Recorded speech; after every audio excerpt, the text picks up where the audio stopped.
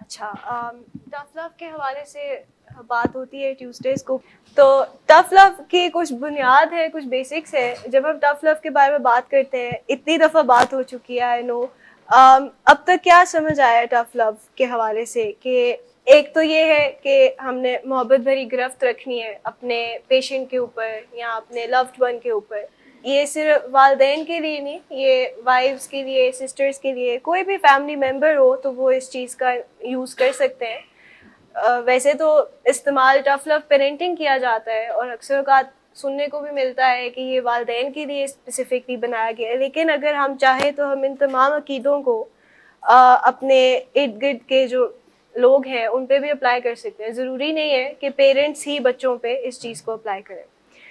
तो जब हम टफ लव में आते हैं तो कुछ चीज़ें हमारे अंदर ऑटोमेटिकली चेंज होना शुरू होती हैं। सबसे पहली चीज़ जो हमारे अंदर चेंज होती है वो ये होती है कि हम गुस्सा करना छोड़ देते हैं चीज़ों के ऊपर।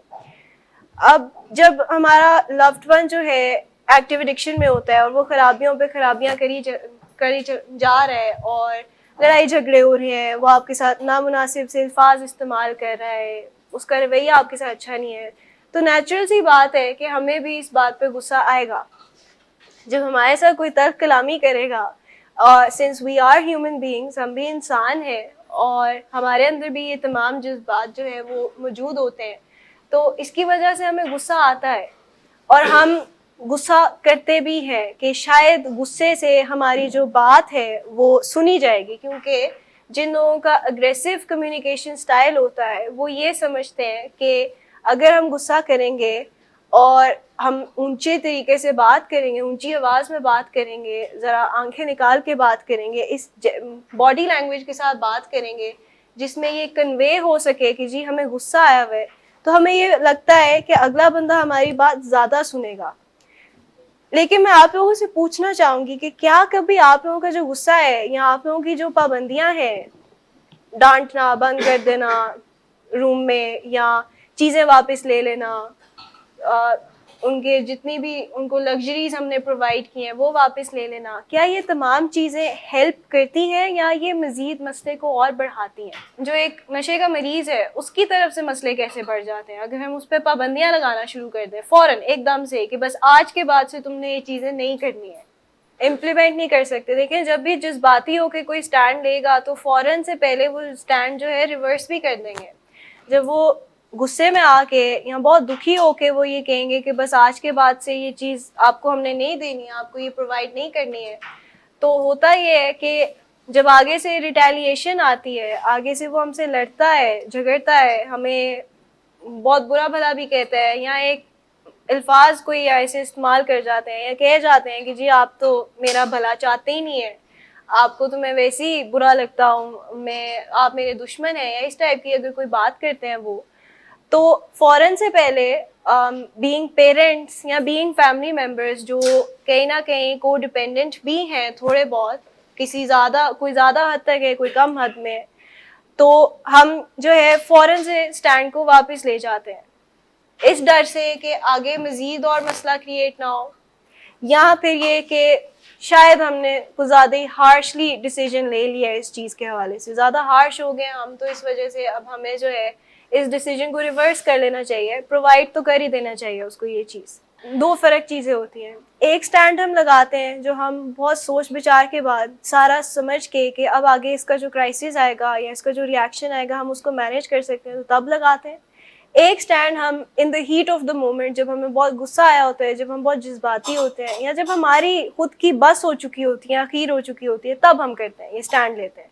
क्योंकि इनेबलिंग कर करके और प्रोवोकिंग कर करके कोई दूसरा हमें हल नहीं नज़र आ रहा होता, तो फिर हम कर चुके होते हैं ना, उसी साइकिल में फंसे होते हैं, तो कहीं ना कहीं गुस्से में आके हम एक स्टैंड लगा देते हैं, तो उससे रिवर्स जो है वो ज़्यादा जल्दी करते हैं। क्यों? क्योंकि आगे से जो रिएक्शन आता है उसके लिए हम प्रिपेयर्ड नहीं होते, हमें पता नहीं होता कि अभी ये स्टैंड लगाएंगे तो आगे मसला क्या आएगा।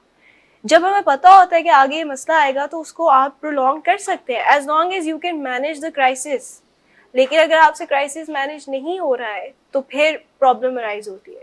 कि आपके केस में अगर हम बात करें या यहाँ पे जितने भी हैं पेशेंट्स जिन पे स्टैंड्स लगते हैं, अगर उनके केस में बात करें तो ये स्टैंड्स बहुत लॉजिकली बहुत सोच विचार के बाद लगाए जाते हैं, समझ के कि किसकी क्या ज़रूरत है, उसके बाद लगाए जाते हैं। तो अगर इनको प्रोलॉन्ग करना पड़ रहा है तो उसके पीछे कोई ना कोई रीज़न लाजमी होगी जिस वजह से प्रोलॉन्ग कर रहे हैं। At the end of the day parents ही लगाते हैं स्टैंड्स, हमारी तरफ से गाइडलाइंस होती हैं, लगाते पेरेंट्स ही हैं स्टैंड्स, और फॉलो भी उन्होंने ही करवाना होता है और खोलने भी उन्होंने ही होते हैं, as long as they feel like कि they can trust you enough, या दे फील लाइक कि अब हाँ प्रोवाइड कर देनी चाहिए ये चीज़, तो तब वो स्टैंड को जो है खोल सकते हैं।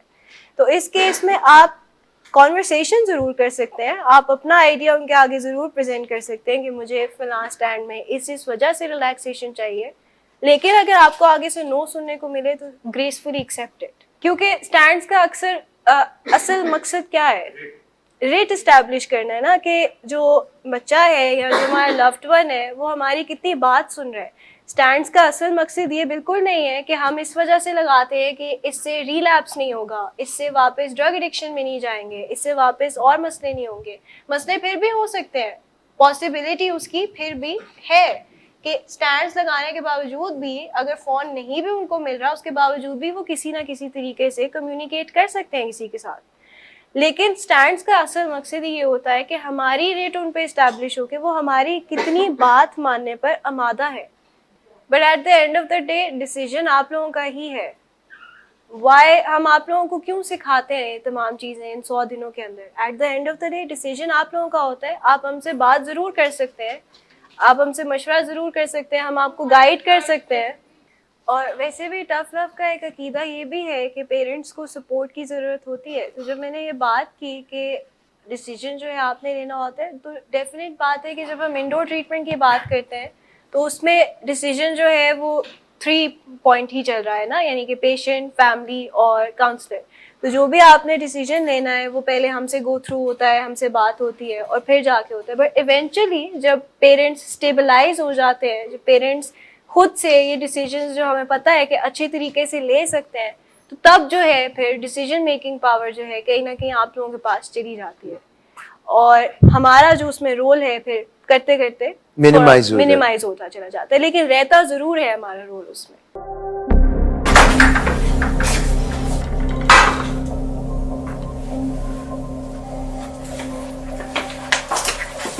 आज फिर भी कराया, नहीं तो इन बच्चों का ख्याल कर लो। बंद करो तुम अपनी बकवास। लेकिन तुम अपनी घटिया को तो से बाज मत आना। तुम हो ही घटिया इंसान। तुम होती कौन हो मुझे रोकने वाली? तुम्हारे बाप के बाल की पीता हूं क्या? शराब नोशी की वजह किरदार की खराबी नहीं, मूड की खराबी है। शराब नोशी कभी भी नशे की बीमारी में बदल सकती है। नशे की बीमारी हर स्टेज पर काबिले इलाज है। मदद हासिल कीजिए, क्योंकि वो ऐसा नहीं करेगा। विलिंग वेज से मदद हासिल कीजिए, कहीं से भी मदद हासिल कीजिए, लेकिन फौरी मदद हासिल कीजिए।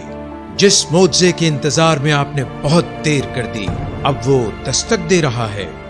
मदद हासिल कीजिए, मदद हासिल कीजिए, मदद हासिल कीजिए।